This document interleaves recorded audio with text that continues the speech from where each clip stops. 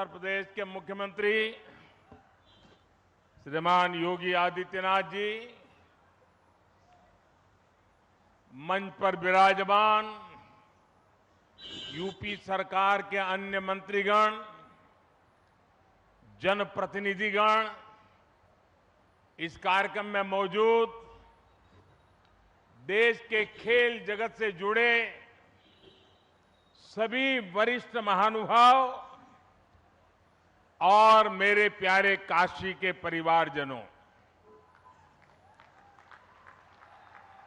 आज फिर से बनारस आवे का मौका मिलल हो।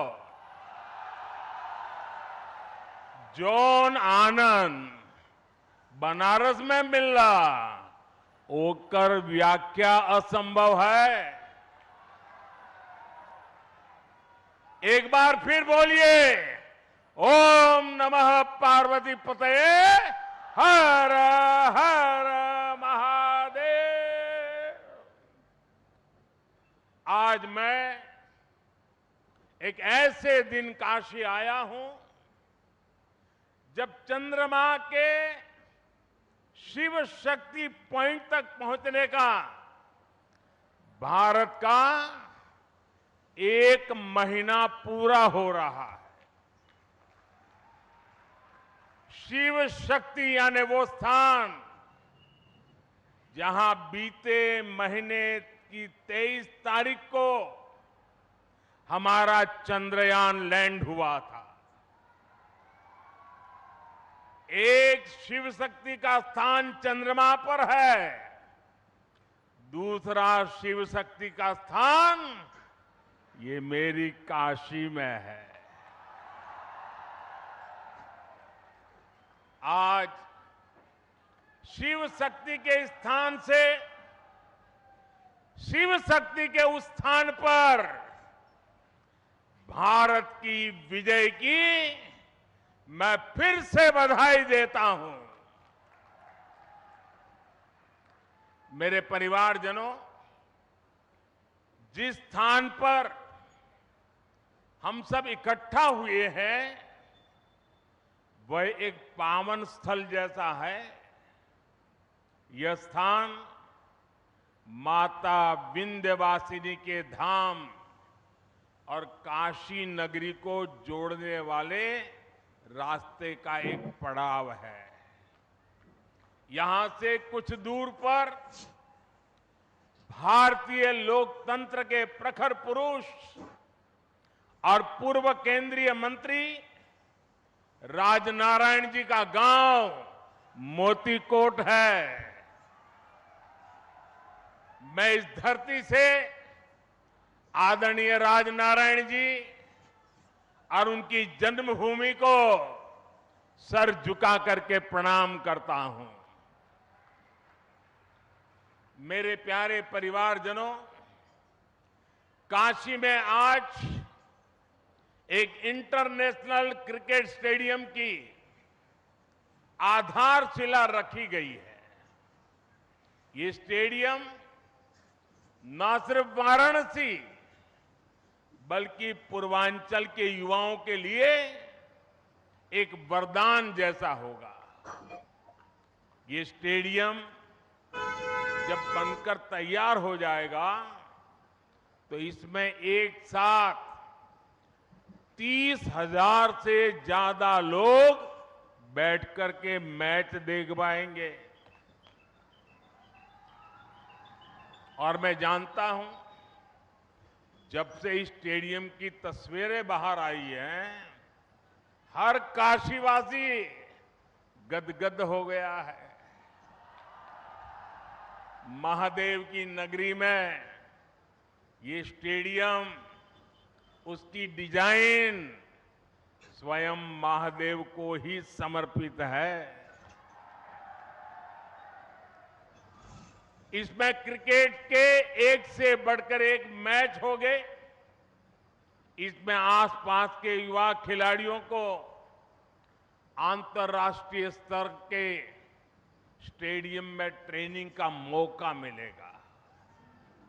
और इसका बहुत बड़ा लाभ मेरी काशी को होगा। मेरे परिवारजनों, आज क्रिकेट के जरिए दुनिया भारत से जुड़ रही है। दुनिया के नए नए देश क्रिकेट खेलने के लिए आगे आ रहे हैं।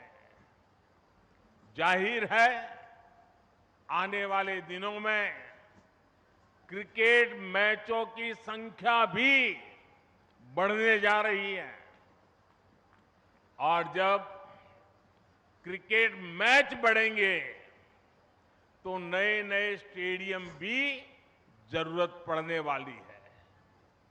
बनारस का ये इंटरनेशनल क्रिकेट स्टेडियम इस डिमांड को पूरा करेगा।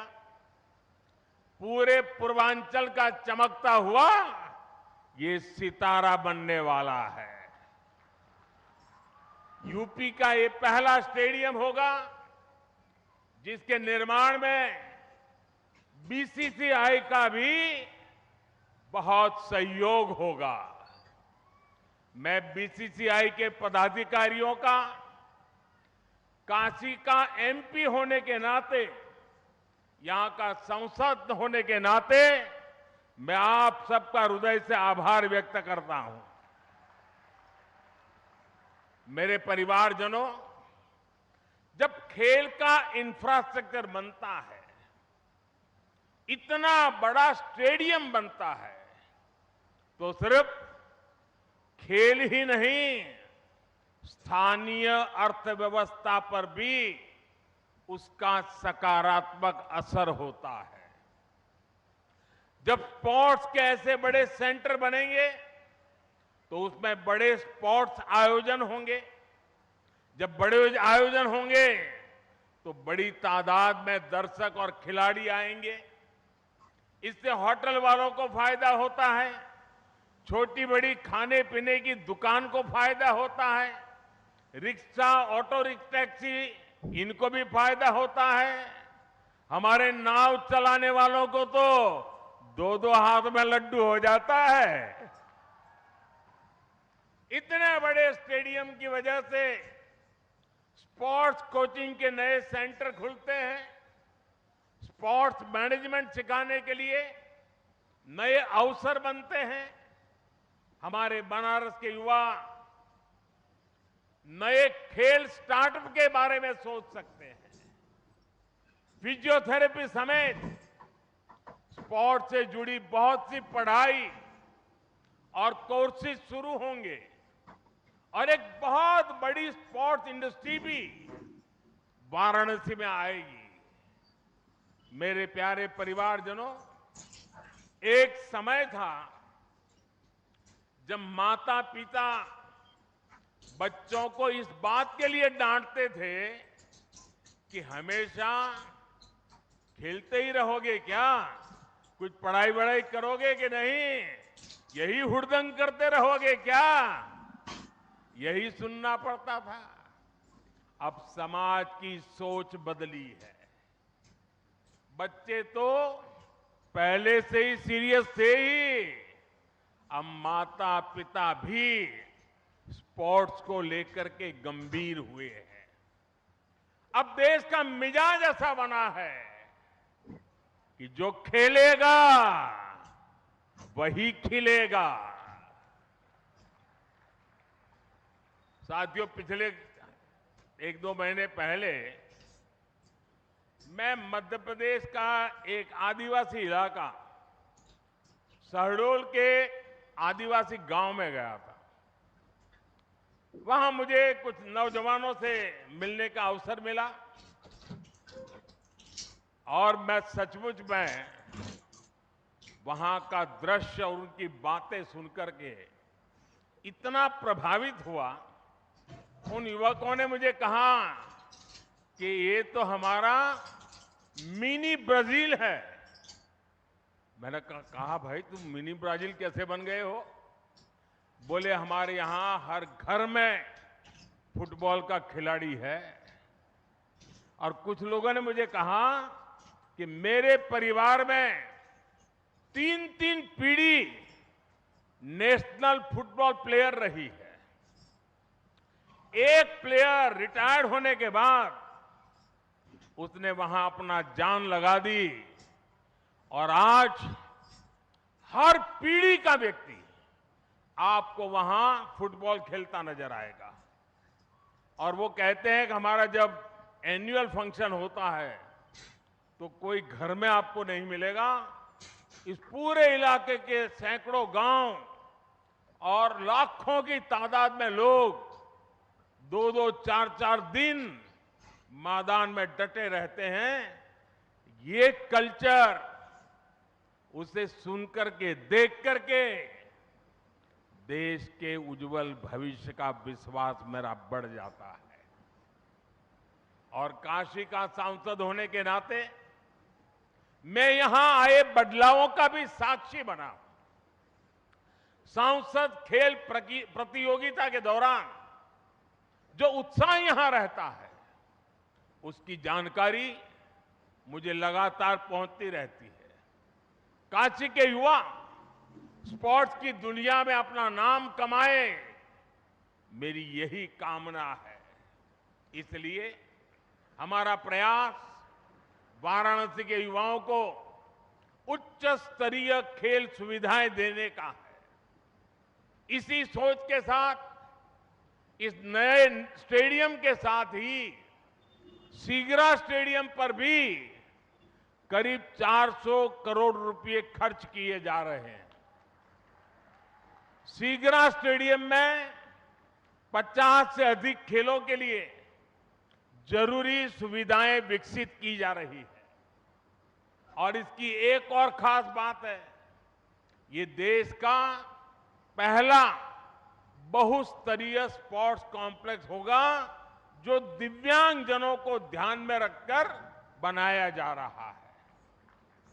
इसे भी बहुत जल्द ही काशी वासियों को समर्पित किया जाएगा। बड़ालालपुर, उसमें बना सिंथेटिक ट्रैक हो, सिंथेटिक बास्केटबॉल कोर्ट हो, अलग अलग अखाड़ों को प्रोत्साहन देना हो, हम नया निर्माण तो कर ही रहे हैं पर शहर की पुरानी व्यवस्थाओं को भी सुधार रहे हैं। मेरे परिवारजनों, खेलों में आज भारत को जो सफलता मिल रही है वो देश की सोच में आए बदलाव का परिणाम है। हमने स्पोर्ट्स को युवाओं की फिटनेस और युवाओं के रोजगार और उनकी कैरियर से जोड़ा है। 9 वर्ष पहले की तुलना में इस वर्ष केंद्रीय खेल बजट 3 गुना बढ़ाया गया है। खेलो इंडिया प्रोग्राम के बजट में तो पिछले वर्ष की तुलना में लगभग 70% वृद्धि की गई है। सरकार आज स्कूल से लेकर ओलंपिक पोडियम तक हमारे खिलाड़ियों के साथ टीम मेंबर बनकर साथ चलती है। खेलो इंडिया के तहत देश भर में स्कूल से यूनिवर्सिटी तक की खेल प्रतियोगिताएं हुई है। इनमें बड़ी संख्या में हमारी बेटियों ने भी हिस्सा लिया है। सरकार कदम कदम पर खिलाड़ियों की हर संभव मदद कर रही है। ओलंपिक पोडियम स्कीम भी ऐसा ही एक प्रयास है। इसके तहत देश के शीर्ष खिलाड़ियों को सरकार पूरे साल में खाने पीने, फिटनेस से लेकर ट्रेनिंग तक लाखों रुपए की मदद देती है।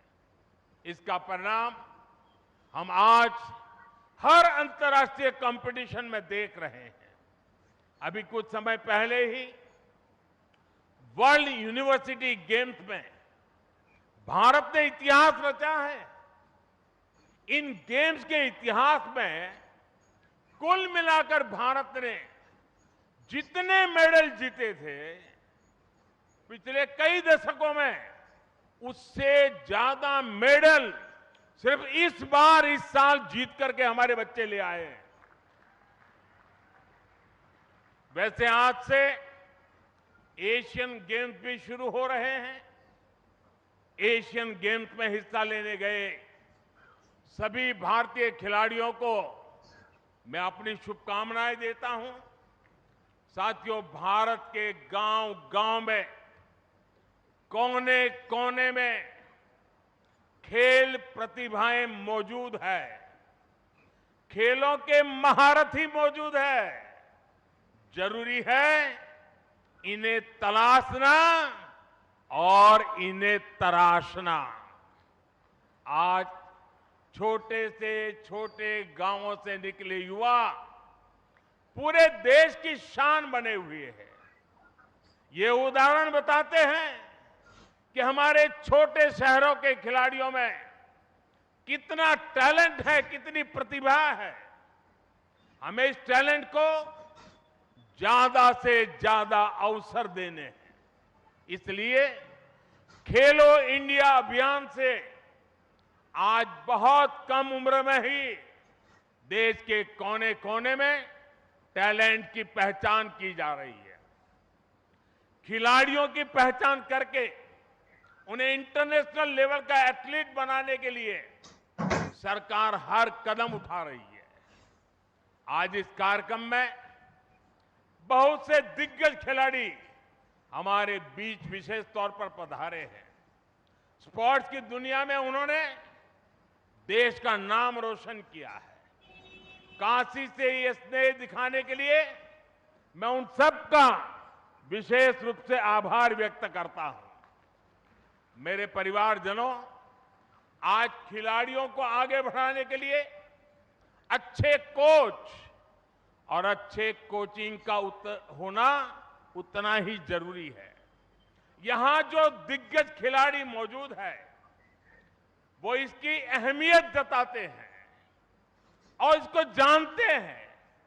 इसलिए आज सरकार खिलाड़ियों के लिए अच्छी कोचिंग की व्यवस्था भी कर रही है। जो खिलाड़ी बड़ी प्रतियोगिताओं में खेल कर आते हैं, जिन्हें राष्ट्रीय अंतर्राष्ट्रीय अनुभव है, उन्हें बतौर कोच काम करने के लिए प्रोत्साहित किया जा रहा है। देश में बीते कुछ वर्षों में युवाओं को अलग अलग खेलों से जोड़ा गया है। साथियों, सरकार गांव-गांव में जो आधुनिक खेल के इंफ्रास्ट्रक्चर का निर्माण कर रही है, उससे गांव के छोटे कस्बों के खिलाड़ियों को भी नए मौके मिलेंगे। पहले बेहतर स्टेडियम सिर्फ दिल्ली, मुंबई, कोलकाता, चेन्नई ऐसे बड़े शहरों में ही उपलब्ध थे। अब देश के हर कोने में, देश के दूर सुदूर इलाकों में भी खिलाड़ियों को ये सुविधाएं देने की कोशिश हो रही है। मुझे खुशी है कि खेलो इंडिया प्रोग्राम के तहत जो स्पोर्ट्स इंफ्रास्ट्रक्चर बनाया जा रहा है, उसका बहुत अधिक लाभ हमारी बेटियों को हो रहा है। अब बेटियों को खेलने के लिए, ट्रेनिंग के लिए घर से ज्यादा दूर जाने की मजबूरी कम हो रही है।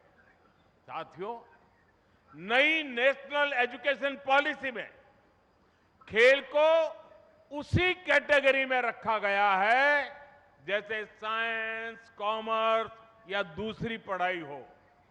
पहले खेल को सिर्फ एक एक्स्ट्रा एक्टिविटी माना जाता था, लेकिन अब ऐसा नहीं है। अब स्पोर्ट्स को स्कूलों में बाकायदा एक विषय की तरह पढ़ाए जाना तय हुआ है। ये हमारी सरकार है जिसने देश की पहली नेशनल स्पोर्ट्स यूनिवर्सिटी मणिपुर में स्थापित की है। यूपी में भी स्पोर्ट्स फैसिलिटी पर हजारों करोड़ रुपए खर्च किए जा रहे हैं। गोरखपुर के स्पोर्ट्स कॉलेज के विस्तार से लेकर मेरठ में मेजर ध्यानचंद खेल यूनिवर्सिटी बनाने तक हमारे खिलाड़ियों के लिए नए स्पोर्ट्स सेंटर बनाए जा रहे हैं। साथियों, देश के विकास के लिए खेल सुविधाओं का विस्तार बहुत आवश्यक है। ये न सिर्फ खेलों के लिए बल्कि देश की साख के लिहाज से भी महत्वपूर्ण है। हम में से कई लोग दुनिया के कई शहरों को सिर्फ इसलिए जानते हैं क्योंकि वहां पर बड़े अंतर्राष्ट्रीय खेलों का आयोजन हुआ। हमें भारत में भी ऐसे सेंटर बनाने होंगे जहां ऐसे अंतर्राष्ट्रीय खेल आयोजन किए जा सके। यह स्टेडियम जिसकी आधारशिला आज रखी गई है, खेलों के प्रति हमारे इसी संकल्प का साक्षी बनेगा।